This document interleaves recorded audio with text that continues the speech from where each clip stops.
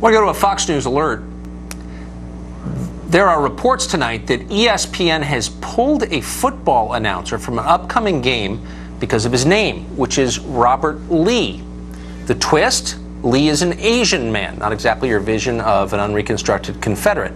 Clay Travis is a journalist for Fox Sports, and he joins us tonight. Clay, thanks a lot for coming on tonight. So we saw this floating around the internet right before airtime, and my instinct was this has got to be a hoax because it's too crazy.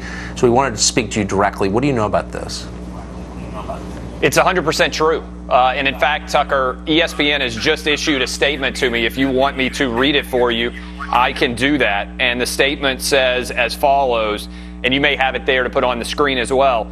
We collectively made the decision with Robert to switch games as the tragic events in Charlottesville were unfolding simply because of the coincidence of his name. In that moment, it felt right to all parties. It's a shame that this is even a topic of conversation. We regret that who calls play-by-play for a football game has become an issue. Is there any indication of how it became an issue? That suggests that some group had complained about having an Asian man named Robert Lee call a game.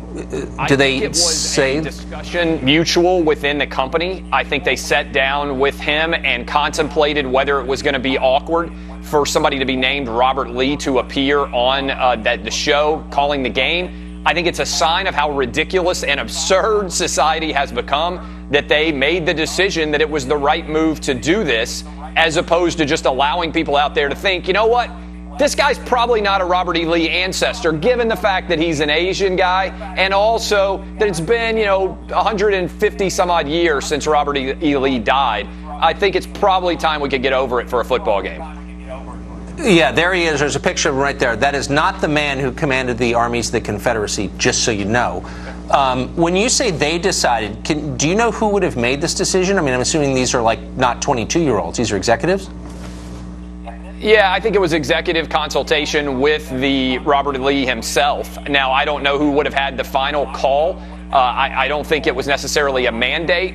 But I think this is kind of an indictment of ESPN in general, right? Because what you need in this situation is somebody to be a reasonable person and say, wait a minute, do we really think that the average viewer is going to make the connection between an Asian guy calling a game and the former leader of the Army of Northern Virginia in the Confederacy, in the Confederate Army? Do we really think this is a political statement that we're making? This makes it a bigger story than it ever would have been. For an hour, people maybe made jokes about how Robert E. Lee snuck back into Charlottesville despite the fact that he was controversial. Instead, now we're probably going to be talking about how absurd this decision is for ESPN for a couple of days, to be honest. And frankly, it's emblematic of the world we've become, that Onion headlines are even too ridiculous for real-life headlines now. But it's also cruel, and there's a principle at stake. I mean, even if it was Robert E. Lee's great-grandson, he didn't do anything wrong, and you shouldn't punish people for something they didn't do. You shouldn't punish people because they look like someone else or sound like someone else. They're in a certain group.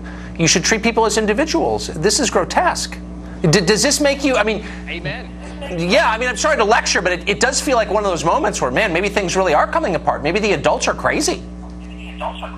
Well, I think this is an important point to make about the sports media. I think there's a lot of discussion, Tucker, all the time about how liberal the political media is. Recent studies, you're going to be blown away by this. Do you know what percentage of people in the sports media voted for Donald Trump in this most recent election? 4%, Tucker. 96% of people voted against Donald Trump. This is how decisions like this get made.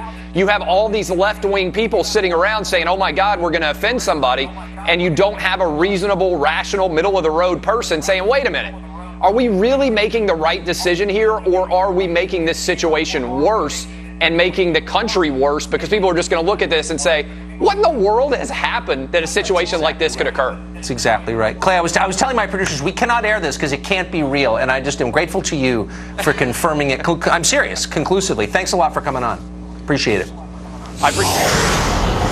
Fox News alert, we're still waiting for President Trump to arrive in Phoenix to address a rally there. Fox correspondent Steve Harrigan is on the scene. He joins us from the protests outside the arena.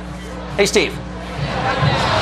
Tucker, there's two sides of the street here. The side where I'm at, where the anti-Trump protesters are gathering with their signs. The other side of the road are people filing in for the Trump speech. You see the two sides giving each other the finger, cursing, swearing, yelling at each other. It's 108 degrees here, and this is not a happy crowd on either side. We're hearing chants, Black Lives Matter, Trump is wicked, stop Trump hate. We've also seen small groups of open carry with rifles, so certainly a combustible situation. One final point, I was in Boston over the weekend, and there if you had a Trump hat on, you were really in danger on Boston Common. Here, thousands of people lined up for hours to get in to see Trump. A lot of vendors selling Trump paraphernalia hats. And on the other side, a lot of no Trump, no KKK and swastika, anti-swastika paraphernalia too. So business people on both sides.